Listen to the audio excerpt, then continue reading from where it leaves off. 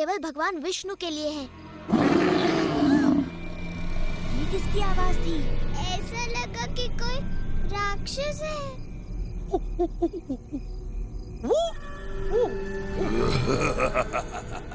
आओ कृष्णा, बचा लो अपना प्रिय वृंदावन। रुक जाओ कृष्ण, ये कोई षड्यंत्र हो है। भी सकता है, पर मैं वृंदावन वासियों की पुकार अनसुनी नहीं कर सकता।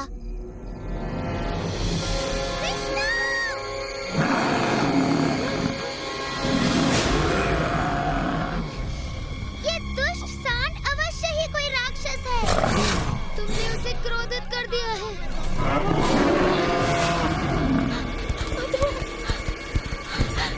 इन्हें क्षमा कर दो कृष्णा।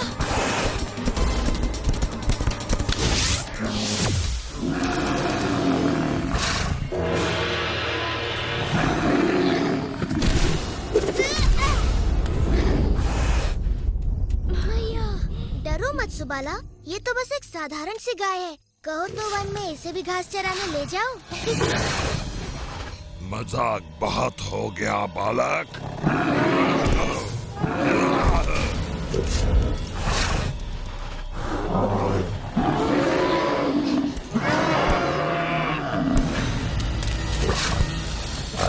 तुम कोई राक्षस नहीं हो, एक नीच और अधर्मी पशु हो। तुमने वृंदावन वासियों को क्यों भयभीत किया हुआ है?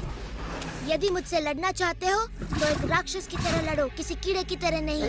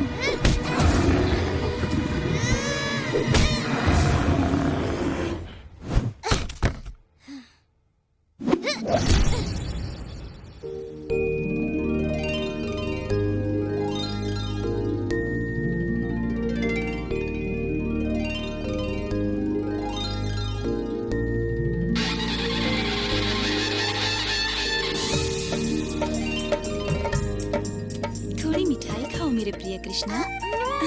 धन्यवाद। एक और? स्वादिष्ट। नहीं नहीं, बस और नहीं। कृष्णा, मेरे हाथ से भी। अच्छा, बस एक और। आप लोग भी खाइए ना।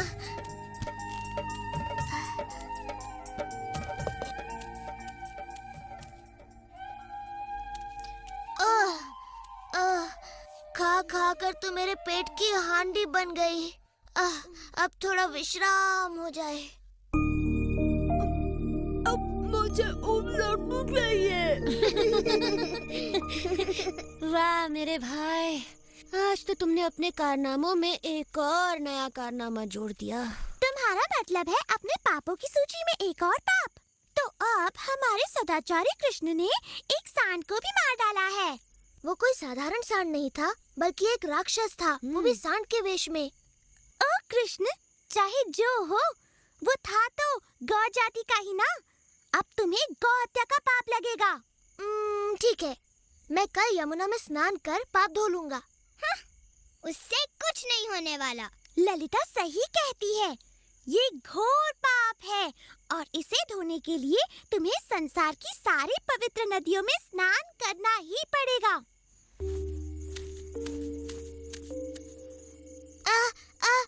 मुझे एक अच्छा उपाय सूझा है।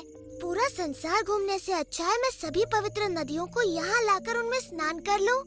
ओह कृष्ण, सपने देखना छोड़ो। सपने देखती जाओ।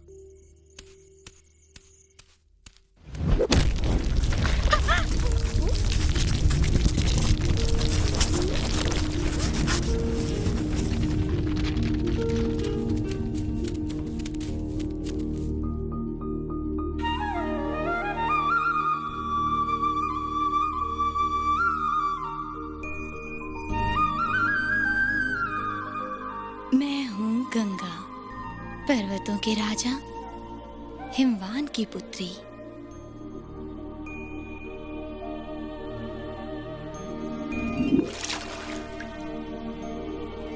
मैं हूँ कावेरी। मैंने ब्रह्मा के आशीर्वाद से नदी का स्वरूप धारण किया है।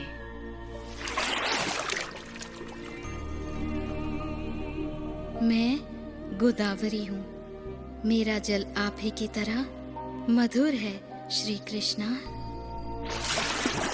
मैं हूँ सरस्वती। मेरा नाम सदा वेदों, संतों और भगवान विष्णु के साथ लिया जाता है। मैं नर्मदा हूँ। मेरा जन्म भगवान शिव के शरीर से हुआ है। और मैं हूँ आपकी प्रिय यमुना, सूर्य देव की पुत्री, यम की बहन। आपके स्पर्श मात्र से मैं पवित्र हो जाऊंगी। कृपया मेरे जल में प्रवेश करें। ये मेरा सौभाग्य होगा।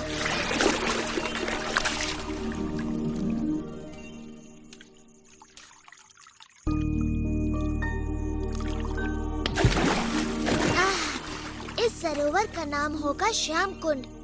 इसका जल पवित्र और शीतल है और श्याम कुंड में स्नान कर मेरे समस्त पाप धुल गए हैं। पर तुम तीनों पाप की भागी बन गई हो, राक्षस अरिष्टासुर का पक्ष लेकर। आओ श्याम कुंड में स्नान करके अपने पाप धो लो। नहीं, तुम्हारे पाप धोकर अब ये जल अशुद्ध हो गया है। हम अपना सरोवर स्वयं बनाएंगी। हाँ, यहीं पर जहाँ अरिष्टासुर ने अपने पैरों से गड्ढा बना दिया।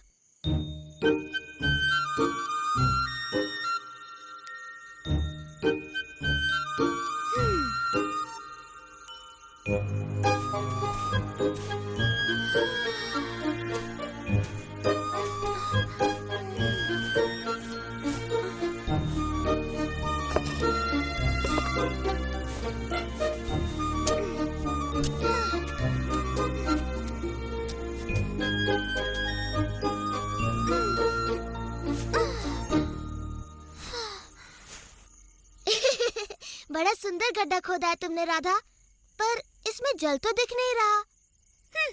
जल भी आएगा।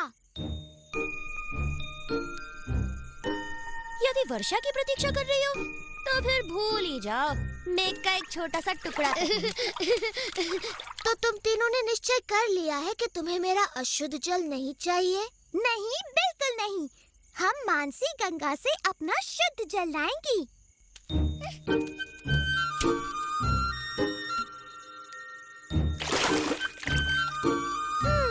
क्या मुझे इनकी सहायता करनी चाहिए बलराम? तुम्हारी सहायता के बिना ये कुछ नहीं कर पाएंगी भाई।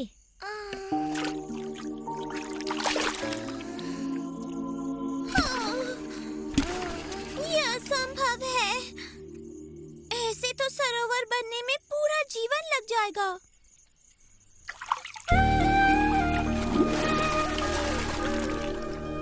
ओ राधा, तुम तो थक गई और निराश हो गई हो। हमें सेवा का अवसर प्रदान करो। हम तुम्हारा ये सरोवर अपने पवित्र जल से भर देंगे। जी, धन्यवाद। हमारे पास और कोई रास्ता नहीं।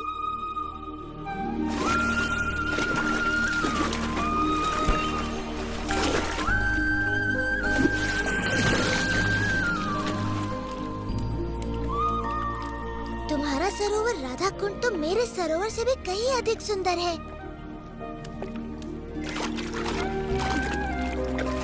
ये सरोवर सदा मेरा प्रिय रहेगा और मैं यहाँ प्रतिदिन स्नान करूँगा। तुम्हारा सरोवर भी बड़ा सुंदर है कृष्णा। मैं प्रतिदिन यहाँ अपनी सखियों के साथ स्नान और जल क्रीड़ा किया करूँगी।